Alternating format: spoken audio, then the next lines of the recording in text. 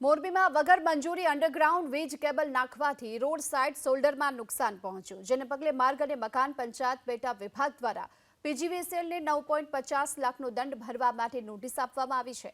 National હાઈવેથી ગાળાગામ સુધી વગર મંજૂરીએ નાખવામાં આવેલા અંડરગ્રાઉન્ડ વીજ કેબલ સાઇડ ફોલ્ડરથી દૂર નાખવા માટે જાણ કરવામાં આવી, તેમજ વીજ કેબલના કારણે કોઈ અકસ્માત થાય અને રસ્તાને ભવિષ્યમાં આ રસ્તો જો પહોળો કરવાની પ્રક્રિયામાં નડતરરૂપ ન થાય તે માટે વીજ કેબલ સાઇડ શોલ્ડરથી દૂર નાખવા કહ્યું છે.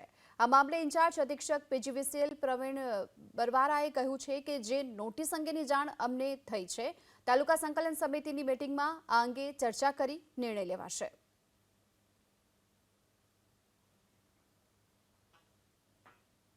પીજીવીસીએલ અને ગુજરાત ગેસ કંપનીને નોટિસ આપવામાં આવેલ છે. આ બંને કંપનીઓ દ્વારા અમારા જુદા જુદા રસ્તામાં નુકસાની પહોંચાડવામાં આવેલ, જે અંગે અગાઉ એમને જાણ પર કરવામાં આવેલ હતી. તેમ છતાં તેમના દ્વારા પીજીવીસીએલ કંપની દ્વારા વીજપોલ દૂર કરવાની કાર્યવાહી કરવામાં ન આવેલ અને વીજપોલ નાખવાની કાર્યવાહી અવિરત ચાલુ રાખવામાં આવેલ. જો આ કાર્યવાહી પૂર્ણ કરવામાં આવે તો ભવિષ્યમાં આ રોડ પહોળો કરવામાં આવે ત્યારે અમને અગવડતા પડે અને જે તે ટાઈમે પાછા પોલ શિફ્ટિંગ કરવા માટે અમારે પૈસા ભરવા પડે. એટલે તે વખતે સરકારશ્રીને નુકસાન ન જાય એ માટે હાલ જ આ પોલ શિફ્ટ કરવા ખૂબ જરૂરી હતા.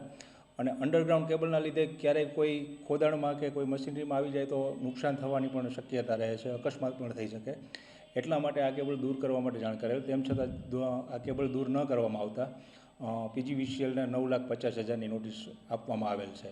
આરએનબીમાંથી જે નોટિસ આવેલી છે અમારા મોરબી વિભાગીય કચેરી નંબર 2માં મળેલી છે, જેમાં લાઇન જે કામ કરવાનું ચાલુ હતું અંડરગ્રાઉન્ડ લાઇનનું કામ, એ દિવાળી પછી 966 કેવી સબસ્ટેશન ગાળા પાસે જે બન્યું છે જેટકો દ્વારા, એના માટે જે અગાઉની જે લાઇનો છે આપણે જે વાઘપર એસએસમાંથી ઓવરલોડ થતી હતી અને એમાં જેટકોવાળા એના હિસાબે આ સબસ્ટેશન કર્યું છે.